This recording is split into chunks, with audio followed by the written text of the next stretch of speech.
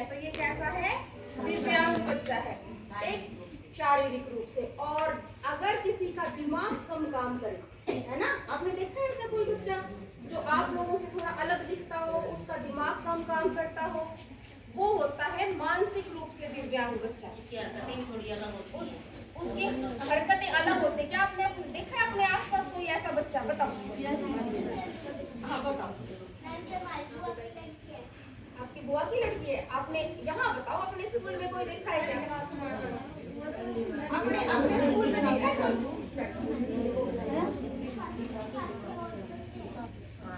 सही बताया। और कौन बताएगा इधर से? वो हाथ ऊपर बताओ बेटा। सिक्स्थ की साक्षी। सिक्स्थ की साक्षी, ठीक बता रही। तो बेटा आप उनको मत मान लेना। मेरा कहने का मतलब यही है कि मानसिक रूप से जो दिव्यांग बच्चे होते हैं, आप उनको मत मान लेना कि 50 नंबर का टेस्ट है और एक बच्चे के 20 नंबर आ रहे हैं और आपके 50 में से 50 आ रहे हैं, तो आप उस 20 वाले को दिव्यांग मान लो। ऐसा मत मान लेना। वो बेटा अलग से, बिल्कुल अलग दिखेगा। जैसे यहाँ से हमारी साइड भी ऐसे बच्चे हैं।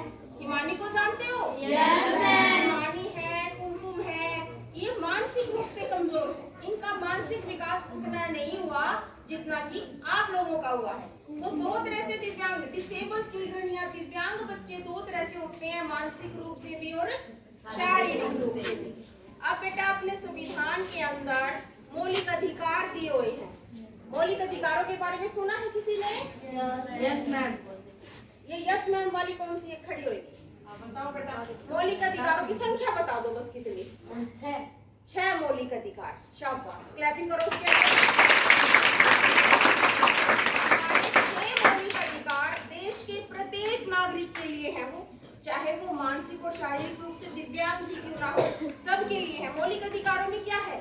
जीवन जीने का अधिकार, शिक्षा लेने का अधिकार, सम्मान से जीने का अधिकार, ठीक है, आपके साथ समानता बढ़ते जाने का अधिकार, आपके लिए स्वतंत्रता का अधिकार। ये बहुत सारे अधिकार ये प्रत्येक नागरिक के लिए हैं।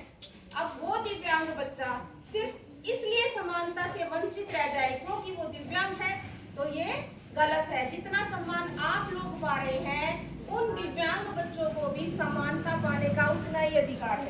जो शिक्षा आप लोग ले रही हैं, उनके लिए भी शिक्षा उतनी ही जरूरी है ना? अब एक अंधा बच्चा पढ़ सकता है, ये बताओ? No ma'am. पढ़ सकता है। एक अंधा बच्चा भी पढ़ सकता है। एक अंधा बच्चा तो नौकरी भी कर सकता है पढ़ लिख के।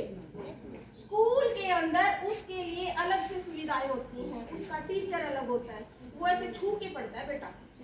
आप लोग तो देख के पढ़ते हो, वो छू के पढ़ता है। उस छू के पढ़ने वाली उसकी पुस्तक होती है, उसको बोलते हैं ब्रेल, है ना?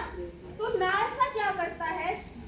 जगह जगह स्कूलों में जाके जो ये संगठन है यही देखता है, अगर कोई ऐसा बच्चा है तो क्या उसके लिए सुविधाएं हैं स्कूलों में? है?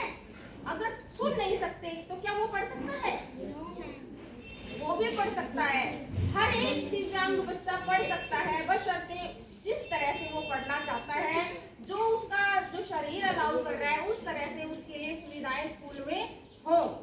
और कोई भी स्कूल टीचर या प्रिंसिपल ऐसे बच्चों को स्कूल में एडमिशन लेने से मना नहीं कर सकता।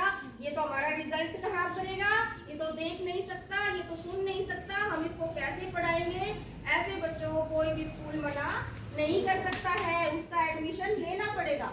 अगर आपके आस पड़ोस में कोई ऐसा बच्चा है जो देख नहीं सकता, सुन नहीं सकता, दिमागी रूप से कमजोर है और वो स्कूल नहीं जा रहा, तो आपका क्या कर्तव्य बनता है? आप उसके पेरेंट्स को जाके बताओगे कि आप अपने बच्चे को स्कूल में भेजिए। आप ये मत सोचिए कि ये पढ़ नहीं सकता है, ये भी पढ़ सकता है। आज हमारी मैम ने बताया है कि प्रत्येक बच्चा स्कूल में एडमिशन लेगा और स्कूल में पढ़ सकता है।